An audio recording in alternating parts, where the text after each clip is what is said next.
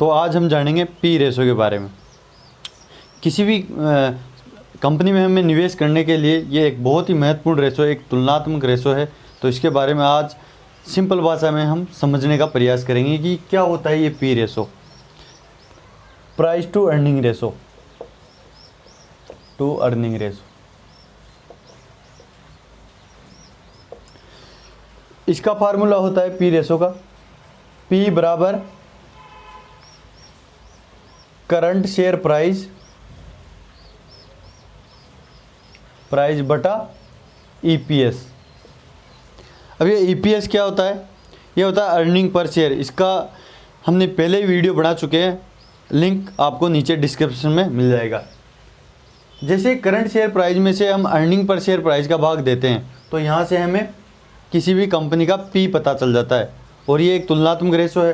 तो मान लो कोई कंपनी है ए और उसकी करंट शेयर प्राइस है 100 रुपये और उसकी अर्निंग पर शेयर है 5 रुपये, तो उसका पी कितना हो गया?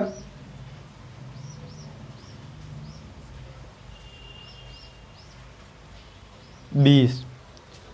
अब यानी कि अगले क्वार्टर में इस एक कंपनी का प्रॉफिट अर्निंग पर शेयर 5 से बढ़कर अगर 10 रुपये हो जाती है, अगर प्रॉफिट पर शेयर 5 से 10 रुपये हो जाता है तो इसका पी भी अब चेंज हो जाएगा। मान लो करंट शेयर प्राइस वही रहती है तो अब इसका पी भी चेंज हो जाएगा। अब पी कितना हो गया इसका?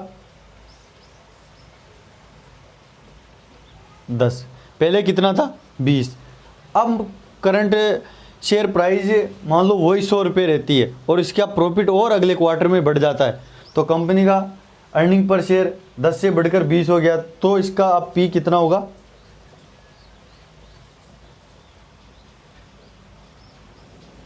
पी होगा 5। यानी कि मोटी मोटी तौर पे हमें एक चीज़ यहाँ से समझ में आई कि जैसे जैसे किसी भी कंपनी का प्रॉफिट बढ़ता है, जैसे जैसे उसकी अर्निंग पर शेयर बढ़ती जाती है, वैसे वैसे उसका पी रेशो भी कम होता जाता है। यानी कि अब इससे हम एक तुलना कर सकते हैं कि किसी भी कंपनी में हमें निवेश करने के लिए उसका पी, हमें ये तुलना करनी चाहिए कि उसका पी कितना नीचे है और या फिर कितना ऊपर है। ऊपर का मतलब है कि कंपनी ओवर वैल्यूड है, उसकी एक्चुअल वैल्यू से ज़्यादा की प्राइस में चल रही है, इसलिए उसको बाय नहीं करना चाहिए। और नीचे है तो हमें उसको बाय करना चाहिए क्योंकि वो उसकी वैल्यू से कम में चलती है। तो इससे पी से हमें पता चलता है ये सारी चीज़ें। लेकिन एक चीज़ का ध्यान दें, पी रेशो कम है, सिर्फ यही देख के आप किसी भी कंपनी में इन्वेस्ट ना करें, क्योंकि पी रेशो कम होने का एक और रीज़न ये होता है कि मान लो या तो वो कंपनी दिवालिया है या उसके बहुत सारा डेट है, कर्ज है, इस कारण से भी कंपनी का पी कम रहता है। जैसे जो कंपनी बैंक करप्ट हो चुकी है, आप देखोगे उनका पी बिल्कुल कम होता है, बिल्कुल कम। तो हम ये सिर्फ पी तो एक तुलना ही कर सकते हैं। या फिर मान लो पी किसी कंपनी का ज़्यादा है तो हम इसमें ये भी नहीं कह सकते कि ये ओवर वैल्यूड है, क्योंकि कई बार क्या होता है किसी कंपनी के फ्यूचर प्लानिंग अच्छी होती है, फ्यूचर के प्रोजेक्ट बहुत बढ़िया होते हैं, इसीलिए भी उसका पी वैल्यू से ज़्यादा आगे होता है। या फिर उसके इन्वेस्टर को या प्रमोटर को अपने प्रोडक्ट पे बहुत विश्वास होता है, इस कारण से भी पी हाई होता है। तो ये तो एक कंपेयर रेशो है, तुलनात्मक रेशो है, इससे तो हमें मोटा मोटा अंदाज़ा लग सकता है। अब पी रेशो का बात करें तो इसे कहाँ कहाँ हमें एनालाइज करना चाहिए, तो ये सेम सेक्टर की कंपनी में एनालाइज होता है। जैसे सेम सेक्टर का मतलब जैसे अलग अलग सेक्टर की कंपनियाँ, FMCG, auto sector, IT sector, mines and minerals, real estate, ऐसे अलग अलग सेक्टर की जो कंपनी होती है उनमें अलग अलग सेक्टर का अलग अलग पी काम आता है। जैसे बात करें ऑटो सेक्टर की, तो अब ये पी का हम कहाँ अध्ययन करेंगे? मान लो आपको ऑटो सेक्टर में कोई शेयर खरीदना है, अब आपके समझ में नहीं आ रही कि महिंद्रा का लूँ या फिर टाटा का शेयर खरीदूँ, तो फिर आप वहाँ पी रेशो से कंपेयर कर सकते हैं कि इस समय किस कंपनी की अर्निंग पर शेयर बढ़िया है और किस कंपनी का शेयर पी अभी कम है, अंडर वैल्यूड है। तो यहाँ पर ऐसे आप ऐसे नहीं करें कि ऑटो सेक्टर का पी आप कंपेयर कर रहे हो एफएमसीजी कंपनियों से, हिंदुस्तान यूनिलीवर से, ऐसे। तो ये सिर्फ सेम सेक्टर की कंपनी में पी रेशो काम आता है। बाकी सिर्फ इस रेशो के आधार पर ही आप इन्वेस्ट ना करें, ये तो एक मोटा मोटा हमें अंदाज़ा लग सकता है। बाकी और भी कई सारे एनालाइज है वो हमें यहाँ से करने पड़ते हैं। और आज पी रेशो जैसे हम बात करें तो ये रेशो आपको रियल इस्टेट की कंपनी में किसी काम का नहीं है। आप रियल इस्टेट की जो कंपनियां उनमें पी रेशो आप नहीं देख सकते, क्योंकि उनमें क्या होता है, कई बार तो बहुत सारे फ्लैट बिक जाते हैं तो उनका पी रेशो अचानक ही बहुत ज़्यादा हो जाता है, और कई बार उनका एक भी फ्लैट नहीं बिकता, तो वहाँ पे ये क्या पी रेशो कारगर नहीं है। एक माइंस एंड मिनरल्स की कंपनी में भी ये पी रेशो किसी काम का नहीं है।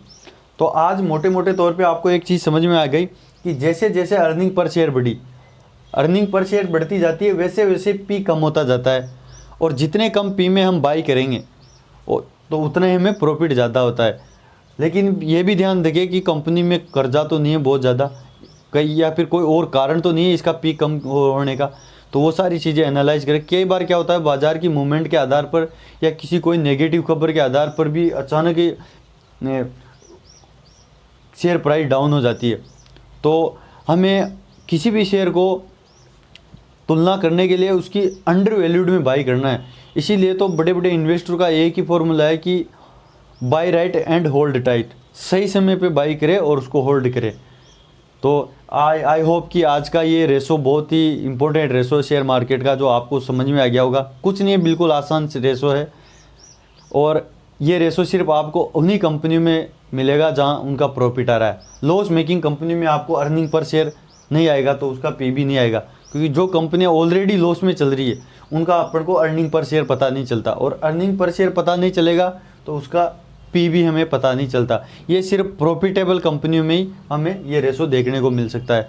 इस रेशो को देखने के लिए जैसे आप मनी कंट्रोल की साइड है, टिकर प्लस की साइड है, और जैसे NSE BSE कई, और जैसे पर्सनल जो जैसे जिस सेक्टर में आप इन्वेस्ट कर रहे हो उस सेक्टर का भी आप पर्सनल खोल के ये पी रेशो वहाँ से भी देख सकते हो आप। तो वहाँ से सिर्फ देख सकते हो, बाकी आपको तुलना आपको करनी है कि मैं जिस सेक्टर में मैं इन्वेस्ट करने जा रहा हूँ उस सेक्टर की किस कंपनी में मुझे निवेश करना चाहिए, और किस कंपनी का पी मुझे एट्रैक्टिव वैल्यू में मिल रहा है, और किस कंपनी का शेयर मुझे अंडर वैल्यूड मिल रहा है। क्योंकि ओवर वैल्यूड में आप खरीदोगे तो आपको 100% लॉस ही होगा। सो आई होप अगला जो टॉपिक है रेशो से संबंधित ही एक और हम टॉपिक यहाँ से कवर करने जा रहे हैं। सो अगर आपको ये वीडियो में किसी भी प्रकार का कोई डाउट रह गया हो तो आप हमें कमेंट करके बता सकते हैं। So wish you all the best and go investor.